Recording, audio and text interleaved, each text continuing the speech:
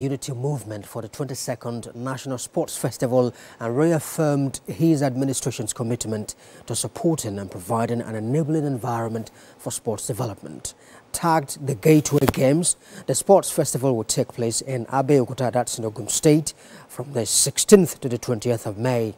President Tinubu described sports as a unifying force and a catalyst for youth engagement, national cohesion and economic growth. The president called on the public and private sectors to support Nigerian sports development, infrastructure expansion, talent identification, athlete nurturing and sponsorship of sporting events.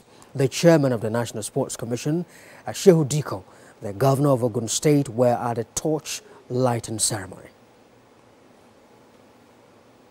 The Games represents much more than just a competition for athletic skills. They embody the unity, strength, and resilience that defines us as a nation. Every step we take together towards the festival is not merely an act of preparation for a reporting event, but a reaffirmation of our collective commitment to nation building through sports. Today's activities is one of the series culminating in the event proper. It is worthy to note that the National Sports Festival is a Nigerian version of the Olympics, and it requires a collective determination to exhibit the spirit of fair play and sportsmanship. Furthermore, Mr. President may wish to note that for the first time in the history of the Games, and in furtherance to Mr. President's agenda for the youth, the Commission has invited the best junior athletes in Nigeria to participate at the Games under the sponsorship of the Commission. As the proud host of the 22nd National Sports Festival, tagged Ogun Gateway Games 2024, scheduled for May 16th to May 30th, 2025, Ogun State is fully prepared.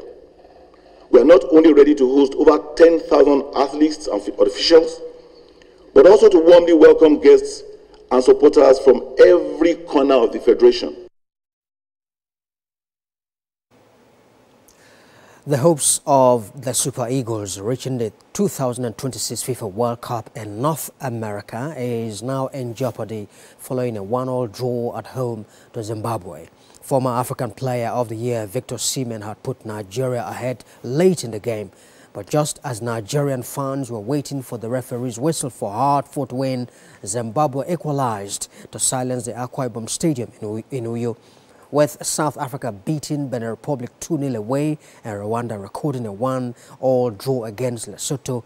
Nigeria remained rooted in the 4th position for the qualifiers with 4 matches left to play.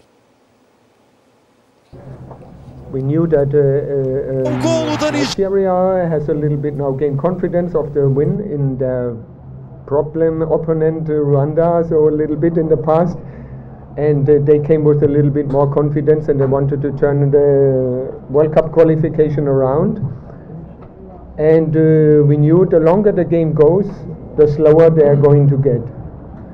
And it was exactly the way it was going. Of course, then you scored the 1-0, but I think we showed that we don't give up. And I think 2-3 more minutes, we would come home with a win. You made some mistakes in the last technical skill before the last two, and Zimbabwe comes to defend. Zimbabwe comes to defend to stop the game. So in second half, we thought that we make the, when we scored the goal, we think that maybe it's. Scouts from different European countries have converged on Lagos as 8 teams compete for top prize in this year's Jagaban Cup. With 2 wins from 2 games, 36 Lions need a draw from their last group match for a place in the final. Mian Akira tells us more.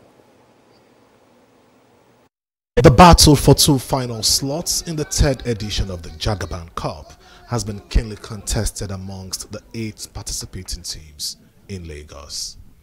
It's been an avenue for scouts to see some of the finest talents on display. I have to say I'm first time in Nigeria, and I'm very surprised with the quality and a lot of talent for us, and it's very important to be here for us. Former Super Eagles midfielder and now Chelsea head of Scouting Operations Africa, Sheyi George Olofijano, has been impressed with the organization. Jagaban is a lot more that's going on in Nigerian football. I think a decade, 2 decades ago, at least that I can remember, and I'm sure even guys in the past will have they've been telling us and educating us about the fact that we need to go back to grassroots, and it's taking a lot of private, forward-thinking guys to then begin to think, okay, charity begins at home. How do we begin to get these guys at a very tender age? And I think the movement started very well. Aj Gaffa says it's an opportunity to give youths a chance in sports. The name Jagaban is synonymous to greatness, synonymous to youth empowerment, synonymous to youth development. So that is why we deem it fit that we name this scouting tournament Jagaban Cup, and especially also it is in line with the Renew Hope mantra of our Excellency. I call him the best president in Africa, His Excellency President Bola Ahmed Tinubu, GCFR. So he is the Jagaban Bogu, and we know that this tournament is nothing short of that name. On Tuesday, 36 Lions beat Broad City 3-2. Ikorodu City also beat Bethel FC. Ijebu United were victorious 2-1 against Imperial FC, while Dino FC lost 2-1 to SGFC Athletic. The final of this year's Jagaban Cup will hold on Thursday at the Legacy Pitch, Surulere, Lagos. Mian Akiri, TVC News, Lagos. What are sports now? Nifemi returns with the rest of the stories. Thank you, Ike, for the updates in sports.